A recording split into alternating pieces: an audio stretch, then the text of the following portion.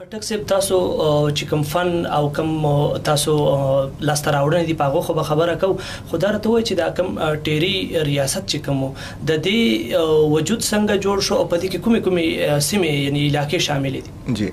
دا داسې و چې خوشحال خان خټک غورنیکه ملکه کوړ خان چې کله په کربوغې کې ځان قایم کړو نو دا بو لکه دا دی 19مې صدۍ ولا مانځو نو هغه ریزو شپو کې د ځان د ذکر ویلې چې د ملکه کوړ خان غورنیکه د وخت ملکی روانه به په پښتنو کې په خټک قبیله کې ملک درویش خان المعروف په چنجو ملکه د مشرانو کې راتلو نو د ملکی روانه بیا چې کوم د کې ټول نستر ملک او ملکه کوړ خانو چې کله اکبر بادشاه په کال 1580 اتیایم کې د اټک کلا جوړوله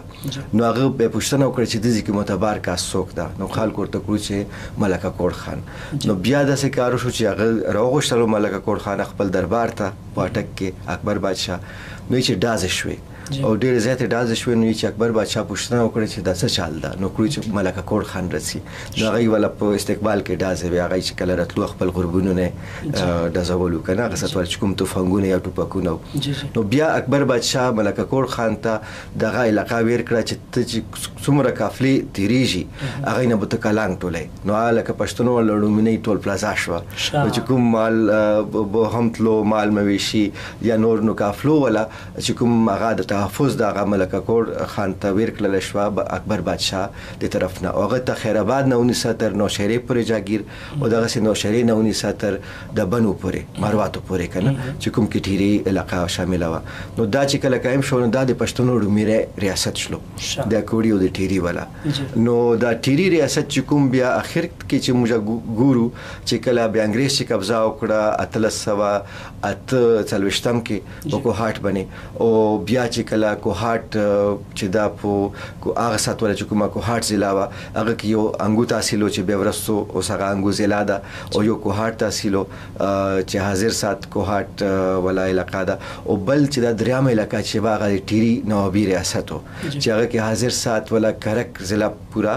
او کوهاټ ضلع ولا لچی تحصیل او ګمبات تحصیل او دغسې کرک ضلع ولا تخت نصرتي تحصیل کرک تحصیل او بانډه داود شاه تحصیل نو دا 15 تحصیلونه حاضر سات ولا کوهاټ ډیویژن ولا دا تقریبا 4000 نه زیاته مربع کیلومتر علاقه وه چې دا د ټیري نوابۍ لاندې راتله او د ټولو خټکو ولا دا لکه هغه مشرولي وه نو دا ده چې کوم ځای کې چې خاني وي نوابي وي نو هلته کې یو دربار هم وي دیرا وي حجره وي اتاق وي او چې کوم ځای کې اتاق وي او اسودګي وي خوشحالي وي نو هلته کې به شاعري هم کېږي هلته کې به ګډا نڅا هم کېږي هلته کې اتاڼ هم کېږي هلته کې نورې داسې خبرې زده کړې کېږي چې کومې په دربار په غیر موجودګۍ کې ممکنه نه وي نو د ټیري د دربار کې ظاهره د خوشحال خان خټک کورنۍ ده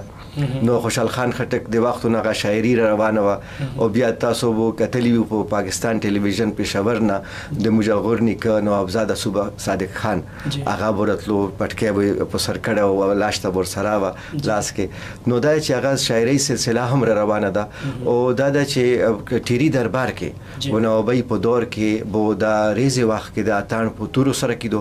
او شپې وخت کې ویله چې تیاره شي نو بیا به دا اتاڼ مشلونو سره کېدو او بیا به چې کوم ټول نه ښه ګډېدونې ټول نه ښه اتڼبازان یا اتڼچین بو هغې ته به د نوابانو د موږ مشرانو به ډېر انعام او اکرام ورکولو او داسې کې به د ګډا نڅا ولا ستاینه کېده او د کسانو سره مرسته کېده اصل کې که خټک ډانس ولا یا د خټکو اتاڼ یا بلبلې یا بانګړې ولا تاریخ ته موږ وکسو نو چې کله خټک د شمال کې چې کوړي ته لاړو نو دا خو د خټکو علاقه نه وه دا خو د یوسفزیو علاقه وه خو مغلو په زور باندې هغه دوی ته خپل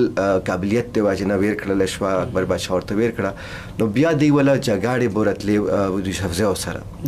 نو چې کله به جنگ نه و نو دوی به جنګي مشق دپاره جنګي تمرین دپاره بیټل ایکسرسایز دپاره تورو سره اتاڼ کولو او مغه تورو اتاڼ ولا تاریخ ته 400 کالو نه روان ده